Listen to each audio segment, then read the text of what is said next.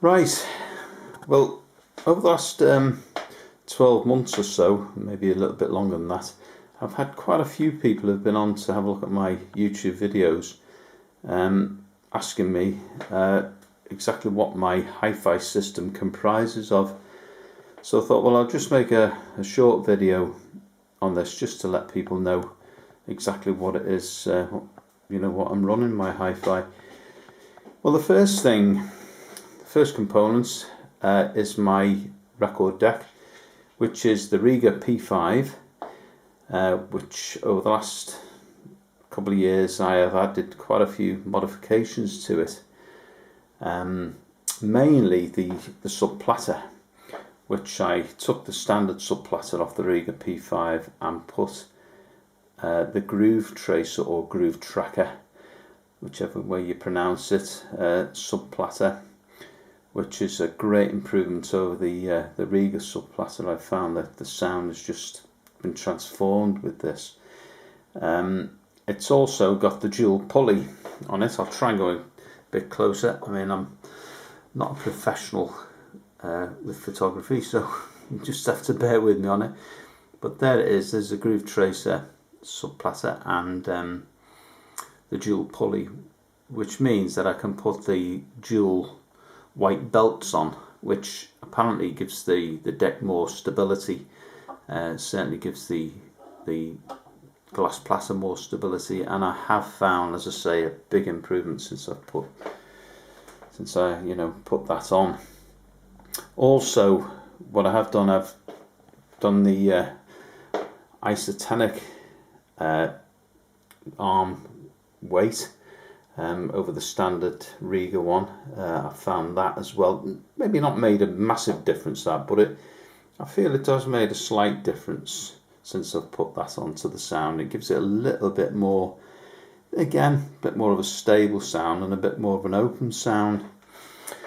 The last thing that I changed as well, I changed the feet on the Rega P5, and I've put the same 3 feet on that comes with the Rega P9, which was the top end turntable in this range from Rega.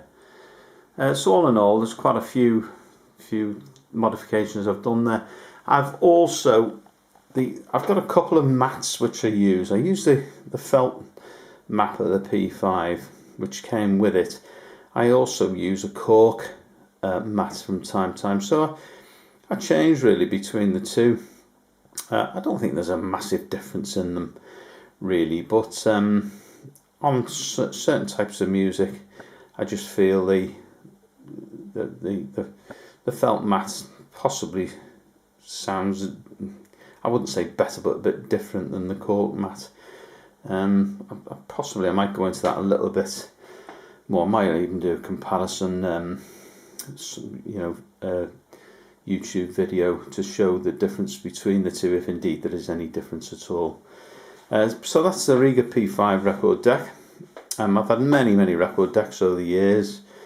I've had the Linson deck, a few different Regas, a Thorin's deck, and quite a few others I can't even remember now. But I've got to say, I do find the Rega P9 the best of them all. I mean, it's a great deck. So going on now to the next thing. I mean, the amplification is Naim. It's all Naim amplification, starting with the 102 preamp. I've had that some years now. This is all what they call the Olive series, which is quite old now. I mean, it's more late 90s really equipment this is, but I've had it regularly serviced by Naim. Every say 3 or 4 years I send them away to be serviced, and they're mint condition really. All the stuff, I've really looked after them, and like I said, I had them regularly serviced, and the sound I think is fantastic from them. So that's the Naim 102 preamplifier. My CD player, which I've got to say I don't use that much really. I tend to use mainly vinyl. But the CD player is the CDX CD player. It's a great little CD player, really good sound from it. Like I say, I don't use it a lot now, really. And sometimes I think, well, maybe I might get rid of it and get rid of my CDs, because like I say, I play mainly vinyl. But at the moment, I'm going to keep hold of it, because there's quite a lot of stuff on vinyl. That's on CD that you can't get on vinyl. The next thing down is my power supply for the Rega turntable. That's a Rega power supply, so it means you can switch automatically between 33 and the third and 45 if you want to put singles on, single records on. Saves changing the belts round and things like that. So that's that. And at the bottom, I've got the Naim power amp and what they call the Naim high cap. Now the power amp obviously drives the preamplifier, and the Naim high cap is just an added power source which Naim makes separately.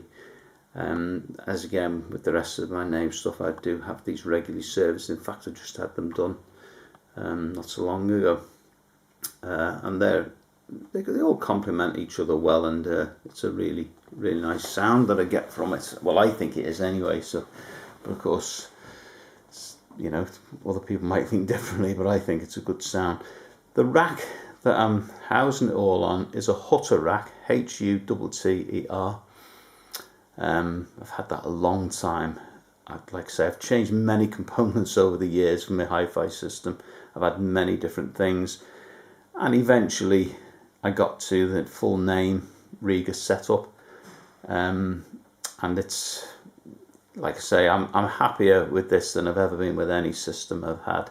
Even slightly more expensive equipment I've had than this, and I've not found it as as good as this, really.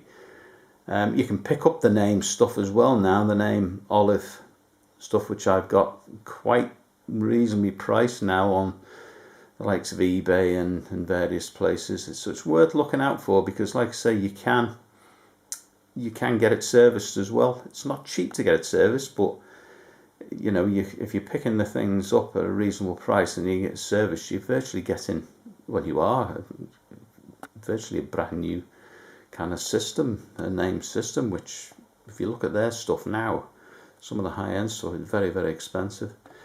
So that's the setup, really. So just to recap, it's a Rega P5, Naim 102 preamplifier, the Naim CDX CD player, and the Naim high cap, and the Naim 140 power supply, and that's it.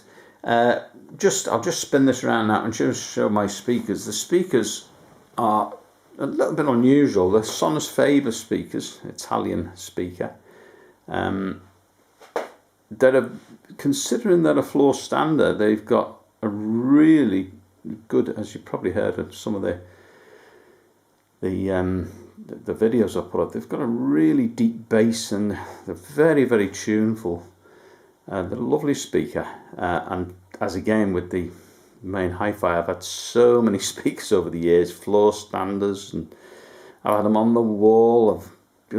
I've done everything with them, and it took me a long time, in fact many years, before I got the sound that I really liked. And it was just by chance, really. I just tried these speakers, didn't buy them new, bought them second hand, and they just fitted perfectly with my system. And I know many people have come around and listened to the system, only friends of mine, and we've sat and listened to it, and lots and lots of people do say, it's such a well balanced and good sounding system. So yeah, it all seems to work in. The cables that I use, the speak cables, they're Naim cables. Just take a little bit closer to the speaker there. It's a nice looking speaker as well, as speakers go.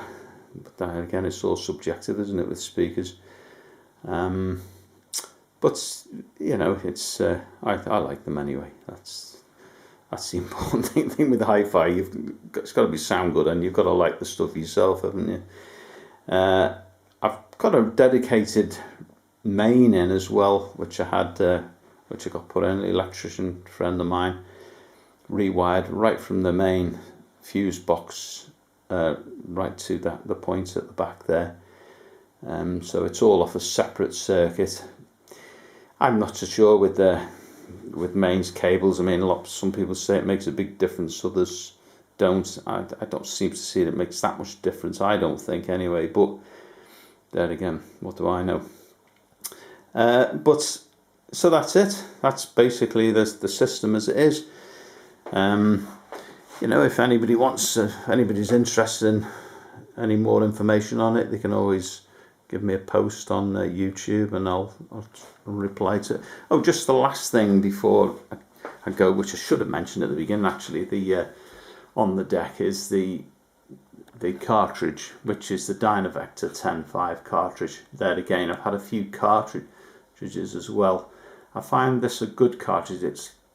It's the kind of cartridge that gives the kind of sound that I like, which is detailed, quite lively sound, but it's also quite smooth sounding as well. It's not rough around the edges or anything like that, you know. So it's a nice sounding cartridge, and it's the tone arm. It's the RB700. So that's it.